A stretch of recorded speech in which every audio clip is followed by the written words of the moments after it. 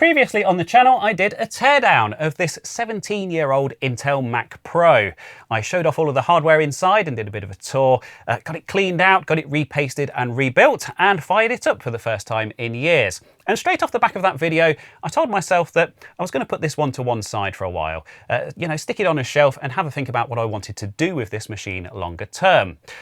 But as you can probably see, things didn't go to plan, and can you blame me? I mean, 8 cores, 22 gig of RAM. This thing is an absolutely insane spec for 2008, and I needed to come up with an equally insane project for it.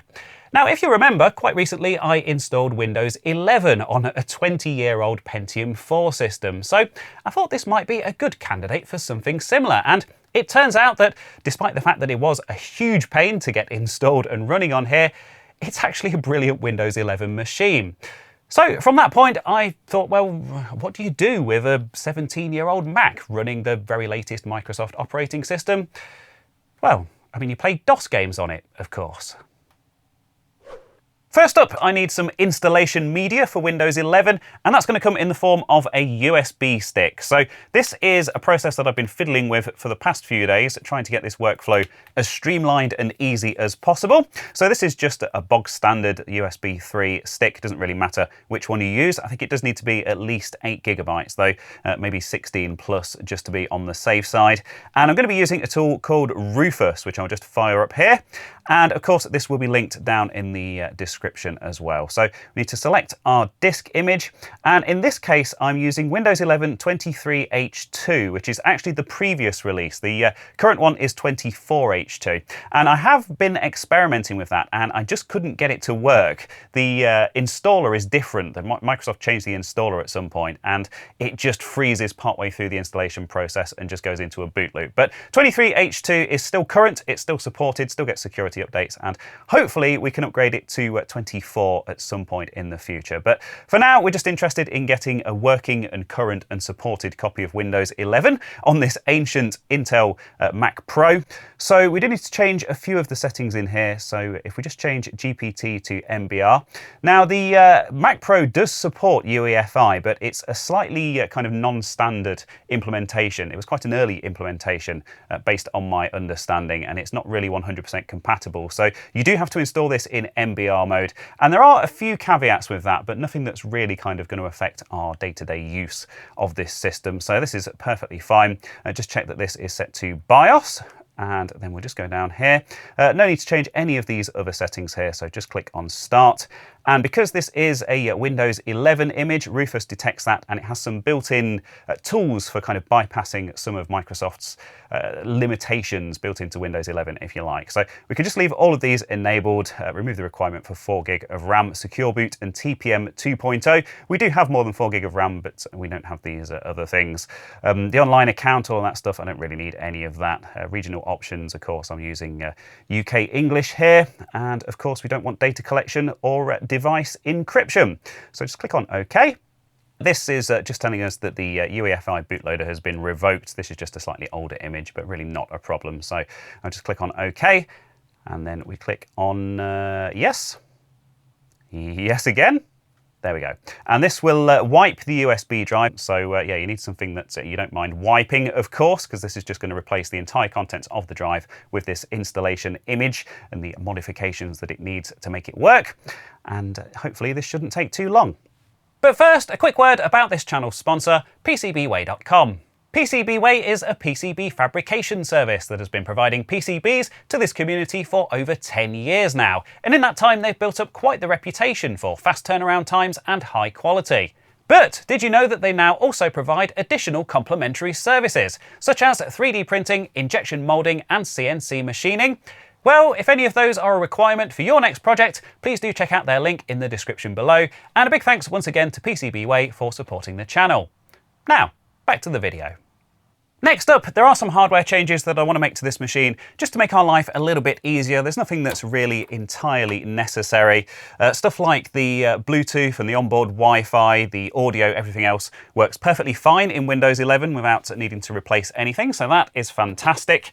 But if we just take the side off here, if you remember the previous video, this machine has a Radeon 2600 XT graphics card in it, and that's not really well supported under 11. It will kind of work using just a generic graphics driver, but of course we want a bit more than that. We want something a bit more modern, something accelerated, and something that's really going to get the most out of this system. So I have acquired a different card. Now this is a GTX 680.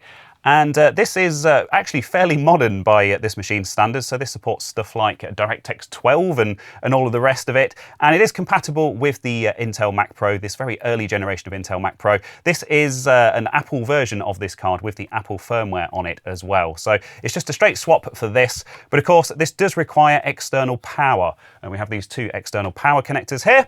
And for that, we need two proprietary cables, of course, because this is Apple we're talking about. And there are two small 6-pin sockets on the motherboard just towards the front here that this plugs into, that then connect to this graphics card. So the other thing that I want to do is remove these original drives. It has mechanical hard drives in it. I'm actually going to be installing this to an SSD for now. This is just a very basic, crucial 500 gigabyte SSD, but I'm not going to install this just yet because there is a little trick that I want to show you with this drive. So we'll look at that in a second, but first up, let's get this graphics card installed.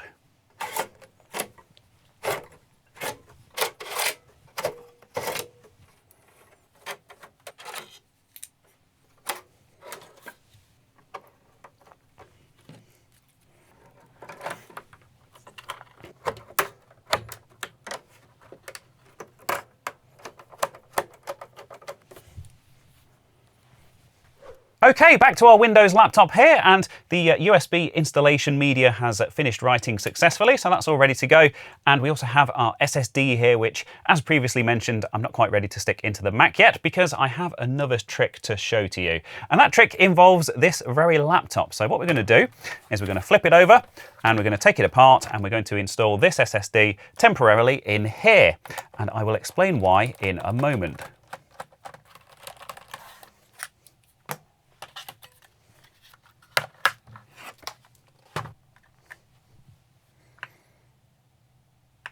So what we want here is our boot device selector, if you like, our boot menu, and there it is, which is F12 on this particular machine. I think hopefully you can see what's happening on the screen there.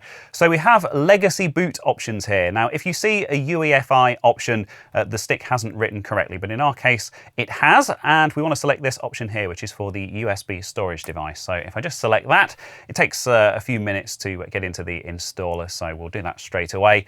And essentially what we're going to do here is install Windows in MBR mode on this hard drive. Basically get all of the installation files copied across onto the drive just by running through the process as normal on a separate machine here, one that we know the installation process actually works properly on.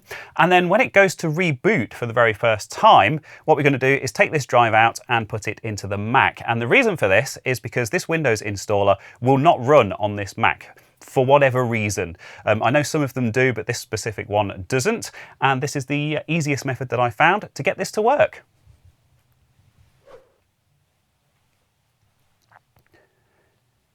So that took all of about 5 minutes, and as you can see, this is now automatically restarting. So what I will do is just wait for this to do its thing.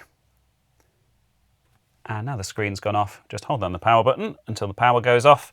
So we'll just take our USB stick out, remove this hard drive, and stick it into one of the SATA ports in the Mac Pro.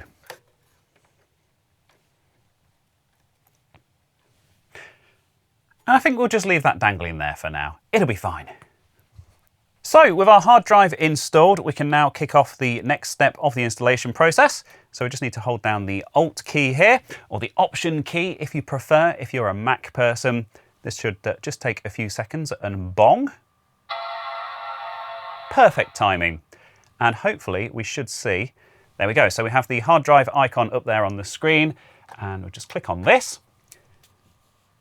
And hopefully that should launch us back into the Windows 11 installation process, and we can finish this off, and yeah, there we go. And as mentioned, all of the hardware in this machine is just recognised pretty much straight off the bat by Windows 11. So as you can see, we have our little audio icon in the corner, and it's already checked for updates as well. So this is online. I have it connected to a wired network. So I just got the network cable plugged into the back, and it all just works.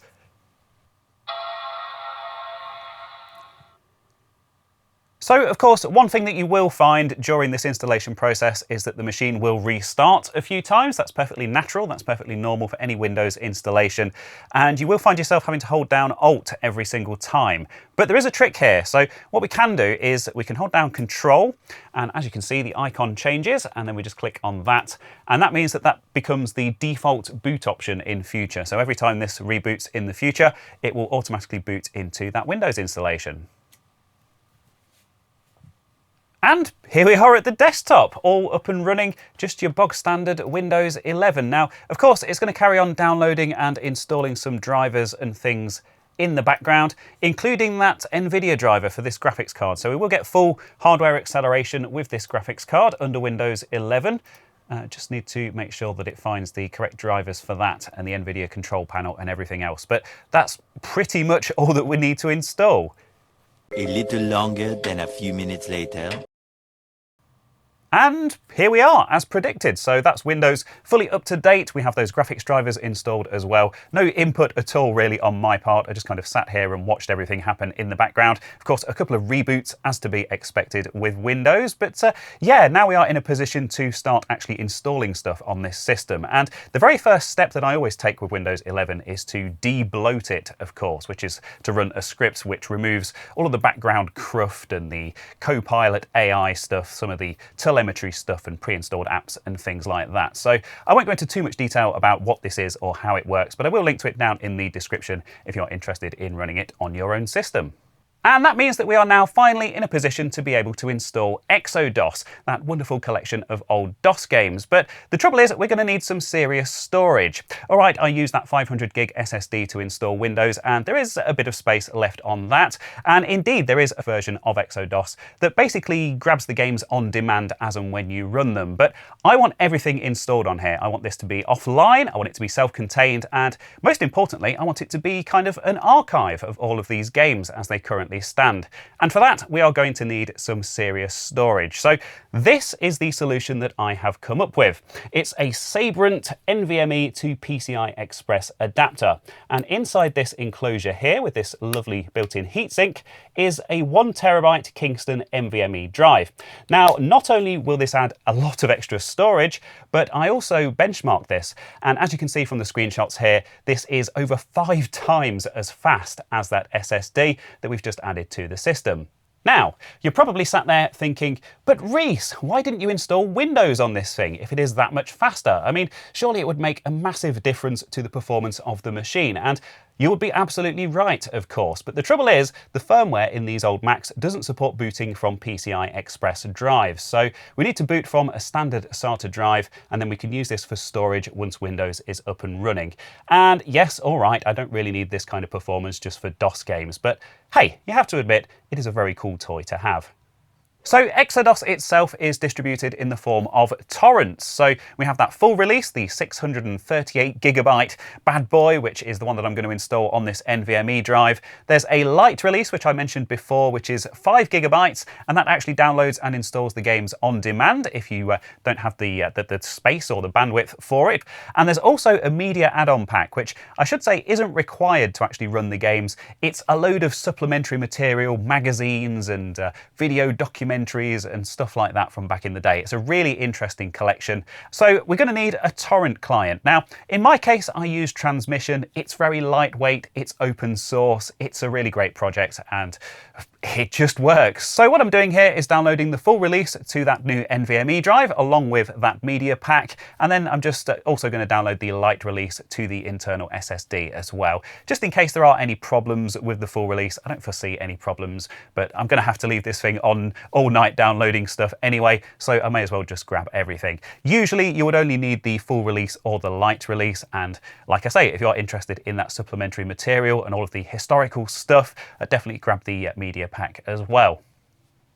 And indeed, here we are the very next day. Everything has successfully finished downloading, so all that's left is to run the setup batch file. Now, I'm very pleased to report that this is a very simple process. If you have the media pack, you can drop it into the correct place and it will also deal with extracting all of that for you as well. But I'm not going to be doing that today because once it's all extracted, it's actually bigger than the 1TB SSD that I'm installing this on. So I'm going to have to skip that for now, which is a bit of a shame. But anyway, all you need to do is run the batch file, answer a few very simple questions, and it will just run through them, extracting everything.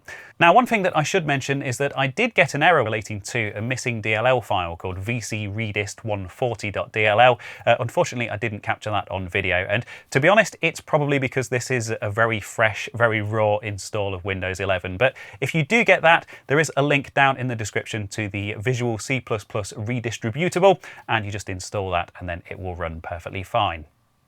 And so with all of that setup done, we can now finally check out eXoDOS. Apologies for the over-the-shoulder shot, by the way, but I can't actually capture the screen on this while I'm running other stuff because it makes the fans run flat out. So we'll go with this, it's fine. So what is eXoDOS? Well, it's a combination of a few different pieces of software. So the first thing that you will see is this launcher, which is called Launchbox, and there are plenty of other projects that use this. It's its own standalone thing.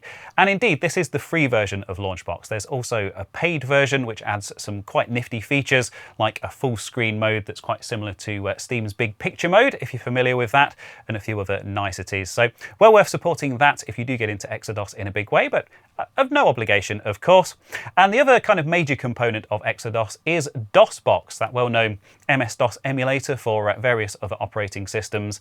And what this does is it packages all of these games up with their own configuration.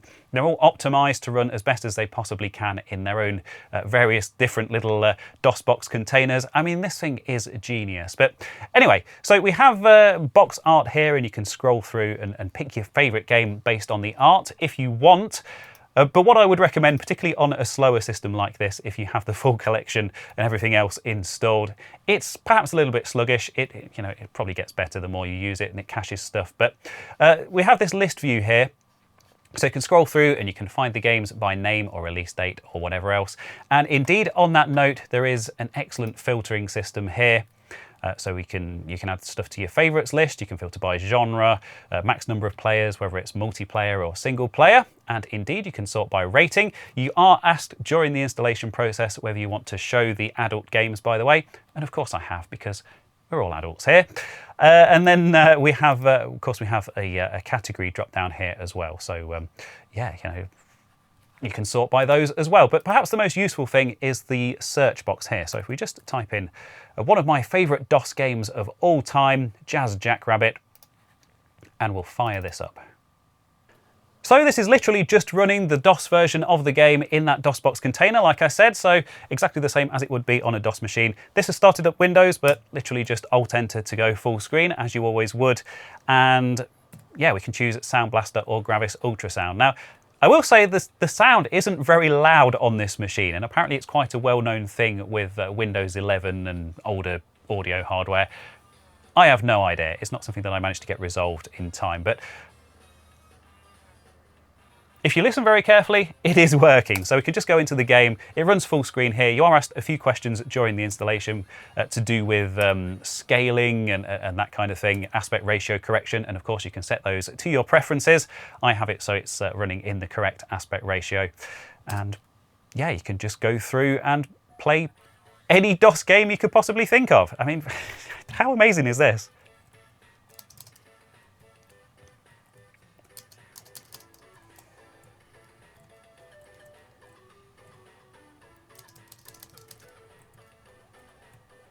Oh, and I should add, of course, that, I mean, this game notoriously supported gamepads back in the day, which is how I played it when it was new, way back in, I don't know, 1995 or whenever it was.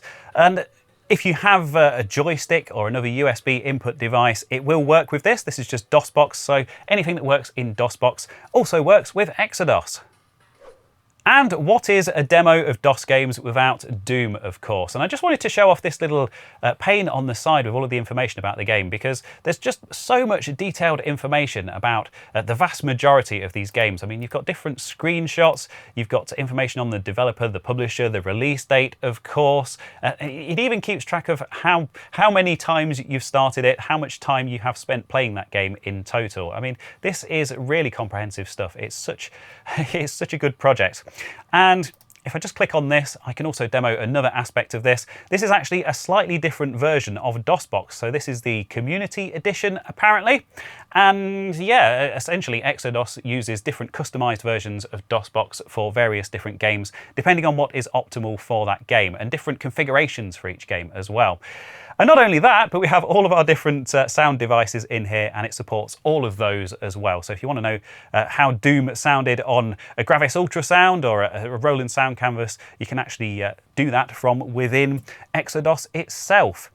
So yet again, the game fires up. It's in windowed mode. Alt-Enter to go into full screen mode. We've got that aspect ratio correction on display again with those black bars at the side, which really absolutely doesn't bother me at all, because I would rather have the correct aspect ratio.